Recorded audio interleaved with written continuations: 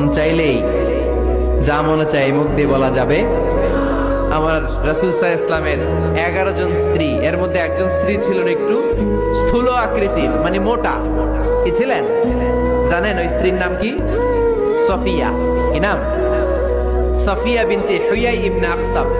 উনি আল্লাহর হাবিব সাল্লাল্লাহু আলাইহি ইসলামের সব স্ত্রীদের মধ্যে থেকে একটু স্থূলকার ছিলেন, একটু ফেটি ছিলেন, মোটা ছিলেন। আম্মা জান আয়েশা একবার ওনার প্রতি রেগে আল্লাহ রাসূল সাল্লাল্লাহু আলাইহি ইসলামের কাছে বিচার দিলেন যে আপনার মুটি বউ, মুটকি বউ।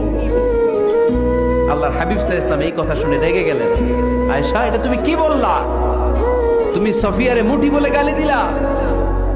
লাকাদ কুলতিলা কালিমাতান লাউ মুজিজাতহু লা মাসাজাতিল বাহর। আয়েশা, তুমি এমন একটা কথা সফিয়ার শানে বলেছো, এই কথাটাকে যদি সাগরের মধ্যে ঢেলে দেওয়া হয়, এই কথাটার তিক্ততা আর পঙ্কিলতা পুরো সাগরের নীল পানিকে মুহূর্তে কালো করে দিবে।